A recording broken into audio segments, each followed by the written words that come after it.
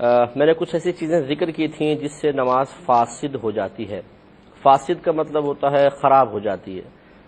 یہ لفظی معنی یہ ہوتا ہے، لیکن جب ہم کہتے ہیں کہ جی فساد نماز لازم آیا، نماز فاسد ہو گئی، تو اس کا مطلب ہوتا ہے ٹوٹ جانا، یعنی پچھلے جو آپ نے جتنی ایک رکعت پڑھی، 2 رکعت پڑھی، گویا کہ وہ ختم، نماز ٹوٹ چکی ہے۔ اور جب نماز ٹوٹ جائے تو دوبارہ پھر آپ کو تکبیر لگانی ہوگی، نیت کریں، پھر دوبارہ تکبیر لگائیں، اور پھر سمجھ لیں نئے سرے سے نماز شروع ہوئی ہے، جو کچھ آپ نے پڑھا وہ ختم ہو گیا۔ اب جو چیزیں اس فساد نماز کا سبب بنتی ہیں انہیں مفسدات نماز کہا جاتا ہے۔ مفسدہ معنی فاسد کرنے والی، نماز کو توڑنے والی، اس کی جمع بنتی ہے مفسدات، توڑنے والی، یعنی بہت ساری چیزیں جو توڑنے والی ہیں۔ تو مفسدات نماز کا مطلب وہ تمام چیزیں جو نماز کو توڑ دیا کرتی ہیں، سے نہیں بچ سکتے ہیں۔ لہٰذا ہم نے پچھلے پروگرام میں لاسٹ میں آپ کو بتایا تھا کہ بعض بھائی بہن اس وجہ سے نماز کو سمجھتے ہیں ٹوٹ گئی کہ انہوں نے دائیں بائیں دیکھ لیا تھا، نگاہ اوپر اٹھ گئی تھی، دائیں طرف دیکھ لیا، بائیں طرف دیکھ لیا۔ تو ہم نے آپ کو سمجھایا تھا کہ اگر کوئی صرف آنکھوں سے ٹیڑھی کر کے آنکھیں دیکھے، چہرہ بالکل نہ گھومے، تو اس میں 2 صورتیں ہیں، ضرورتاً ایسا کیا ہے یا بلا ضرورت ایسا کیا ہے۔ اگر بغیر کسی ضرورت کے کیا ہے تو یہ مکروہ تنزیہی ضرور ہے، یعنی شریعت نے اس کو ناپسند کیا ہے لیکن گناہ نہیں۔ اور اگر جان بوجھ کے کیا ہے، بغیر کسی وجہ کے کیا، کسی عذر سے کیا ہے، مثلا کوئی چوہا وغیرہ ہے یا سانپ وغیرہ کا خدشہ پیدا ہوا، کیڑے کا خدشہ پیدا ہوا، کوئی مہلک کیڑا آپ نے یوں دیکھ لیا، تو یہ تو بلا کراہت جائز ہے۔ اس پہ سلسلہ کلام جاری رکھیں گے۔ پہلے سائل ہے، دیکھنے کیا پوچھ رہے ہیں۔ السلام علیکم۔ تو ہم آپ کو بتا رہے تھے کہ اب ایک تو ہے کسی آنکھیں تھوڑی ٹیڑھی کر کے دیکھیں، بلا ضرورت دیکھا تو مکروہ تنزیہی ہے، اور عذر کے سبب دیکھا، واقعی صحیح مجبوری تھی، تو بالکل کراہت نہیں ہے۔ اب ایک ہوتا ہے چہرہ گھما کر دیکھ لینا پورا، اگر اس میں وہی صورتیں ہیں، اگر بلا ضرورت کسی نے اپنا چہرہ گھمایا ہے تو یہ، لیکن اس میں زیادہ تھوڑا سخت حکم ہے، یہ مکروہ تحریمی بنتا ہے کہ پورا اپنے چہرہ گھما لیا، مکروہ تحریمی ہے۔ اور اگر تھوڑا بہت چہرہ اس طرح ہوا ہے اور چاہے بغیر کسی وجہ کے ہوا ہے، تو یہ وہ آنکھوں کے حکم میں آئے گا کہ یہ مکروہ تنزیہی ہوگا۔ لیکن اگر صحیح مجبوری کی بنا پر پورا چہرہ بھی گھوم گیا تو اس میں کوئی کراہت نہیں ہے۔ جیسے بعض اوقات ہوتا ہے انسان کسی ایسے علاقے میں رہتا ہے کہ سانپ یا بچھو وغیرہ اکثر نکل آتے ہیں گھر میں، کیڑے کانٹے، مہلک، تو اس میں ایسا محسوس ہوا کافی ادھر کہ کچھ ہے، تو اس نے تھوڑا سا یوں کر کے گھما کر دیکھ لیا کہ ایسا نہ ہو میں انتظار کرتا رہوں اور وہ چیز مجھے کاٹ لے، تو اس میں کوئی حرج نہیں ہے۔ اور ایک ہم نے آپ کو صورت بتائی تھی، سینہ اگر آپ کا کعبۃ اللہ کی طرف سے پھر گیا تو اس میں یہ بتایا تھا کہ اگر آپ ایک سیدھی یوں لائن کھینچ لیں اور ایک لائن ایسے آپ کھینچیں تو یہ جو ایک اینگل بن رہا ہے یہ 90 ڈگری کا اینگل کہلاتا ہے، اس طرف بھی 90 ڈگری، اس طرف بھی ایک، اور 2 لائنیں آپ ان کے بیچ سے نکال دیجئے، تو لازم بات ہے اگر یہ پورا 90 کا تھا، جب یہ ڈیوائڈ کر دیں گے آپ تو یہ 45 ڈگری کا بن جائے گا۔ تو یہ جو سیدھی ایک لائن آ رہی ہے، اس کے اس طرف 45 ڈگری تک، اس طرف 45 ڈگری کا جو اینگل ہے، یہاں تک اگر انسان کا سینہ پھر جاتا ہے تو اس میں وہی 2 صورتیں ہیں کہ بغیر کسی عذر کے کیا ہے تو یہ مکروہ تحریمی ہے، عذر کے ساتھ ہوا ہے جیسے بے خیالی میں نماز پڑھ رہے ہیں، خشوع و خضوع میں دھیان نہ رہا، تو کراہت نہیں ہے۔ لیکن اگر یہ 45 سے آگے نکل گیا تو چاہے ضرورت کے تحت ہو چاہے بلا ضرورت، اس سے نماز ضرور فاسد ہو جائے گی۔ ایک اور کالر ہمارے ساتھ ہیں۔ السلام علیکم۔ ایک یہ یاد رکھیں کہ بعض اوقات گلے میں کچھ ریشہ وغیرہ آ جاتا ہے تو اس طرح انسان کرتا ہے اور پھر وہ بعض اوقات ہٹتا ہی نہیں ہے، بار بار کر رہے ہیں، تو اگر واقعی یہ صحیح عذر کی بنا پر ہے کہ واقعی گلے میں ریشہ آ گیا ہے تو اس سے بھی نماز کے فساد کا تعلق نہیں ہے۔ لیکن بعض لوگ ہوتے ہیں شرارتی قسم کے ہوتے ہیں، خصوصاً بچے وغیرہ جیسے ہوتے ہیں، نوجوان ہوتے ہیں، یہ ایک دوسرے کو چھیڑنے کے لیے کہ جیسی اپنے قریبی بے تکلف دوست کی آواز کان میں پڑتی ہے، بس وہ طبیعت میں ایک مستی سی پیدا ہوتی ہے، ہنسی چھوڑ جاتی ہے،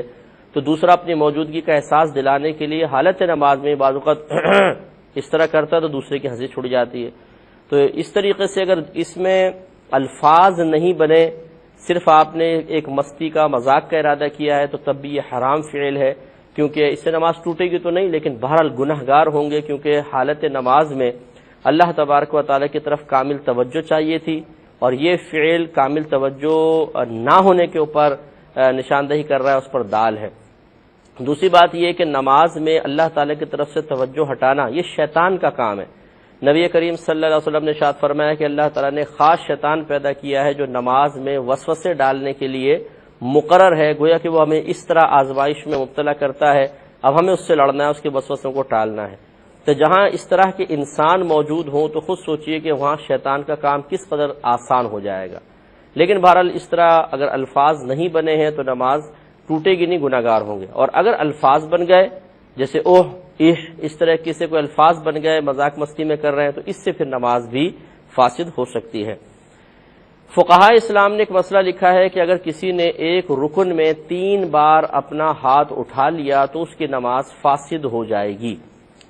اس بات کو اچھی طریقے سے سمجھنے کی ضرورت ہے۔ ایک رکن سے مراد ایک فرض، جیسے آپ قیام ایک رکن ہے، رکوع ایک رکن ہے، سجدہ ایک رکن ہے۔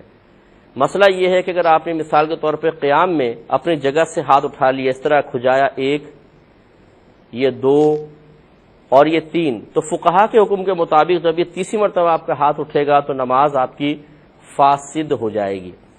اب پہلے اس کی اصل سمجھ لیں، پھر اس مسئلے پہ میں کلام کرتا ہوں کہ مسئلہ یہ ہے کہ اصل 3 بار ہاتھ کا اٹھنا نہیں ہے، اصل ہے ایسا کوئی عمل کرنا کہ دور سے دیکھنے والا اس نمازی کے بارے میں یقین کر لے کہ یہ نماز میں نہیں ہے، جس کو عمل کثیر کہتے ہیں۔ میں پہلے بھی وضاحت کر چکا ہوں، جیسے مثال کے طور پہ کوئی اپنی گھڑی نکالے، اس میں سے یوں ٹائم دیکھے، نماز پڑھ رہا ہے، اب گھڑی نکالی، ٹائم دیکھا، پھر آرام سے ہاتھ میں باندھ رہا ہے، پھر ہاتھ باندھ لیے۔ تو دور سے دیکھنے والا جب یہ گھڑی نکال کے ٹائم دیکھ رہا ہے اور باندھ رہا ہے تو یہ سمجھے گا کہ نماز میں نہیں ہے، تو یہ اس طرح کا عمل کرنا عمل کثیر کہلاتا ہے، اس سے نماز فاسد ہو جاتی ہے۔ اب کھجانے کے سلسلے میں کہ بار بار یہ ہاتھ اٹھانا، اس میں کب عمل کثیر بنے گا، کب عمل قلیل رہے گا؟ کیونکہ اگر ایسا عمل کیا کہ دور سے دیکھنے میں دیکھنے والے کو یقین کامل حاصل نہیں ہو رہا کہ یہ نماز میں ہے یا نہیں، یہ نماز میں نہیں ہے، اس کا یقین کامل حاصل نہیں ہو رہا، تو پھر یہ عمل قلیل کہلاتا ہے، اور اگر اس کو دیکھنے پر یقین کامل گویا کہ حاصل ہو رہا ہے تو عمل کثیر کہلاتا ہے۔ تو اب یہ عمل قلیل اور کثیر میں عوام کیسے فرق کرے، بعض اوقات نہیں ہوتا، تو فقہا کی عادت ہے کہ وہ اپنی طرف سے ایک ضابطہ، ایک قاعدہ، ایک تعداد،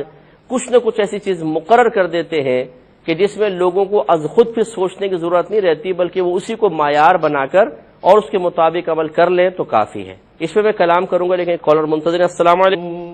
بسم اللہ الرحمن الرحیم۔ ہم آپ کی خدمت میں عرض کر رہے تھے کہ جب کسی چیز کے بارے میں عوام کو مکلف بنا دیا جائے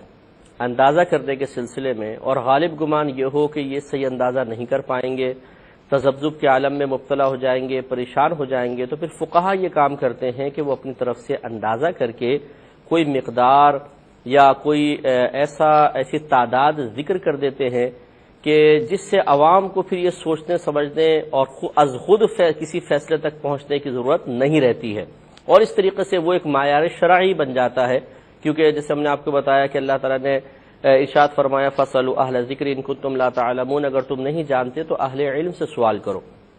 تو لہٰذا اہل علم کے پاس آپ آئے، اب آپ کو آنے کا حکم دیا گیا تو لازم بات ہے کہ اہل علم کو بتانے کا حکم ہوگا۔ تو جب فقہا یہ محسوس کرتے ہیں کہ اس طرح اندازہ قائم کر کے بتا دینے میں عوام کے لیے آسانی، وہ بتا دیتے ہیں۔ میں 2-3 مثالیں دیتا ہوں۔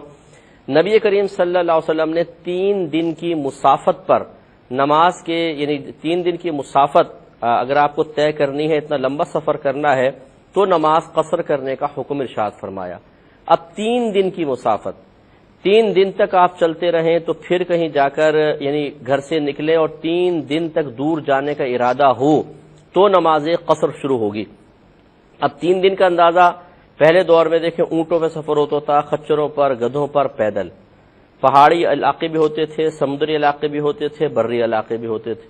تو 3 دن کا اندازہ کیسے لگائیں گے؟ اچھا، پھر وہ لگاتار سفر نہیں ہوتے تھے، چلے کہیں بیٹھ گئے، ٹھہر گئے، استنجا پانی کے لیے نماز پڑھ رہے ہیں، کھانا کھا رہے ہیں، سو رہے ہیں، پھر آگے چل پڑے، تو یہ 3 دن کا اندازہ کیسے کریں گے؟ اب اگر ہر شخص کو مکلف بنا دیا جائے کہ آپ اندازہ کریں کتنا سفر طے کیا، اتنا سفر 3 دن میں طے ہوتا کہ نہ ہوتا، تو کیسے کریں گے؟ تو فقہا نے بتایا 92 کلومیٹر دور جانے کا ارادہ ہوگا تو بس جیسے شہر کی حدود سے آپ باہر نکلیں گے مسافر ہو گئے۔ 92 کلومیٹرز کو معیار بنا دیا لوگوں کی آسانی کے لیے۔ اسی طریقے سے اگر اتنا کثیر پانی ہے کہ جس کا جو بڑا حوض کہلائے کثیر پانی ہو تو اس میں اگر نجاست گر جائے، رنگ بو مزہ ظاہر ہو یا رنگ بو مزہ ظاہر نہ ہو، وہ پانی پاک کہلاتا ہے۔ اب کثیر پانی کسے کہیں گے؟ اگر عوام پہ چھوڑ دیں کہ آپ قلیل اور کثیر کا خود تعین کریں تو بڑی دقت ہو جائے، تو فقہا نے پھر آسانی فراہم کر دی کہ آپ اس کی پانی کی جہاں پر وہ پانیوں سے اس جگہ کی لمبائی چوڑائی کو ضرب کر کے دیکھیں، اگر جواب میں 225 فٹ آ جائے تو سمجھ لیں وہ کثیر پانی ہے، بس یہ ایک اندازہ بتا دیں۔ اسی طریقے سے اب یہاں آ جائیں، نماز میں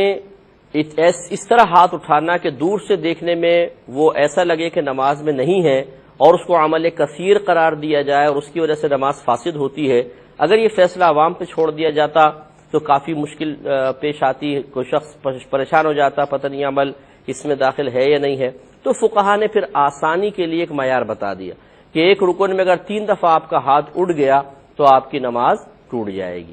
لیکن یہ یقیناً سابقہ دور کے اعتبار سے ہے کہ وہاں پر خشوع و خضوع بھی تھا، تقوی تھا، پرہیزگاری تھی، احتیاط تھی، اللہ تعالیٰ کی بارگاہ کے آداب وہ لوگ اچھی طرح جانتے تھے، تو انہوں نے یہ ایک معیار مقرر کیا جو ایز اٹ از آج کل کے دور میں اگر ہم مقرر کر دیں تو مسجد میں سینکڑوں کی نمازیں ضائع ہونے کا حکم دیا جائے گا۔ اس کی وجہ یہ ہے کہ جیسے ہمارے اسکول کالج کے نوجوان ہیں، یہ خاص طور پہ نماز پڑھتے ہیں تو ایسا لگتا ہے کہ ان کے اندر کوئی پارا ہی بھرا ہوا ہے، کبھی یوں کریں گے، کبھی یوں کریں گے، کبھی یہ کھجایا، کبھی یہ ہاتھ اٹھایا، کبھی گھڑی کو ٹھیک کر رہے ہیں، ہاتھ بار بار اٹھے گا۔ آپ اندازہ غور کر لیجئے گا کہ ان کا ایک رکن میں 3 نہیں 10 بار ہاتھ اٹھتا ہے۔ تو اگر ہم اس طرح اس سابقہ مسئلے پر حکم دے دیں اور نماز کے فساد کا حکم ہر ایک پر کیا جاتا رہے تو کثیر لوگوں کی نمازیں نہیں ہوں گی، اور مایوسی بھی اس سے پھیلتی ہے کہ اگر آپ ایک شخص کو کہتے ہیں بھئی تم نے اس طرح کیا، وہ کہے گا یہ تو میں ہر دفعہ ہی کرتا رہا ہوں، میرے ہاتھ بہت اٹھتے ہیں، تو آپ نے کہا کوئی نماز نہیں ہوئی، دوبارہ پڑھیں، دقت ہوگی۔ خلاصے کلام یہ ہے کہ مسئلہ تو ہم یہی بتائیں گے کہ 3 دفعہ ہاتھ اٹھ جائے تو نماز فاسد ہوتی ہے ایک رکن میں، لیکن اگر کوئی پرٹیکولر ایسا مسئلہ ہمارے سامنے آتا ہے کہ جس میں ہم یہ اندازہ کرتے ہیں کہ اس قسم کے مسائل میں عوام الناس کو کچھ رعایت دینی چاہیے، تو ایک مفتی صاحب اگر دیں تو ان کو اجازت ہو سکتی ہے، کیونکہ یہ کوئی شرعی ضابطہ قاعدہ نہیں ہے، یہ فقہا کا اپنا قائم کردہ ایک اندازہ ہے، وہ انہوں نے معیار مقرر کیا ہے 3 دفعہ ایک رکن میں ہاتھ اٹھے تو نماز فاسد ہوتی ہے، اور فقہا کا اکثر یہی ضابطہ قاعدہ ہوتا ہے کہ جب وہ اپنے رائے کے برخلاف لوگوں میں کوئی چیز بہت کثیر دیکھتے ہیں تو اپنی رائے کو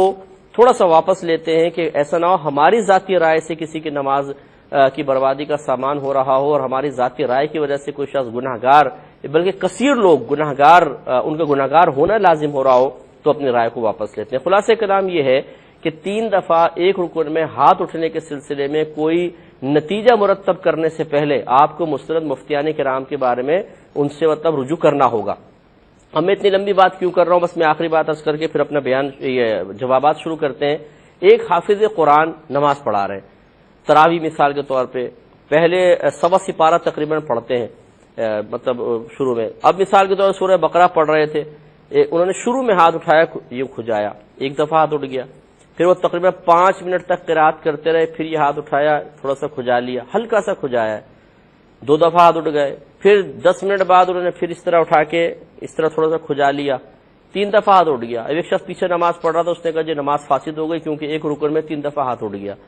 حالانکہ کوئی بھی اس 3 دفعہ ہاتھ اٹھنے کو دیکھ کر یہ نہیں کہہ سکتا کہ یہ عمل کثیر ہے، کیونکہ انہوں نے وقفے وقفے سے کیا اور اتنا قلیل سے ہاتھ اٹھا کے بس فوراً یوں کر لیا، تو اس پر ہم فوراً کیسے فساد نماز کا حکم دے سکتے ہیں؟ تو ہمارے عوام کی بہت ساری تعداد ایسی ہے، بہت بڑی تعداد ایسی ہے جو بہار شریعت جیسی کتاب کو پڑھ کر اس سے مسائل سیکھ کر اور دوسروں پہ فتویٰ نویسی کرنا شروع کر دیتے ہیں۔ کسی امام صاحب کے پیچھے نماز پڑھ رہے ہیں، اب اپنی نماز پڑھ رہے ہیں لیکن نگاہیں امام صاحب کے اوپر ہیں کہ پنجے سے لگ رہے نہیں لگ رہے، ہاتھ کتنی دفعہ اٹھ رہے ہیں، ارے بھائی آپ اپنی نماز پڑھ رہے ہیں، امام صاحب کو چیک کر رہے ہیں، اور پھر امام صاحب نے اگر 3 دفعہ ہاتھ اٹھا دیے تو جی نماز فاسد ہو گئی، نہ ان کے پیچھے نماز پڑھنی ہے اب اور نہ کسی اور کو پڑھنے دینی ہے، اس سے پھر مسجدوں میں انتشار پیدا ہوتا ہے، فتنے پیدا ہوتے ہیں۔ اس قسم کے بھائیوں کو سمجھانا مقصود ہے کہ آپ فوری طور پہ فتویٰ نہ دیں، بہت سارے مسائل براہ راست قرآن و حدیث سے ثابت شدہ نہیں ہوتے، بلکہ فقہا لوگوں کی آسانی کے لیے از خود اپنی رائے سے کچھ تعداد یا مقدار مقرر کر دیتے ہیں جس میں ترمیم کی ہر دور میں بے شمار گنجائشیں موجود ہوتی ہیں۔ امید ہے کہ آپ بات سمجھ گئے ہوں گے۔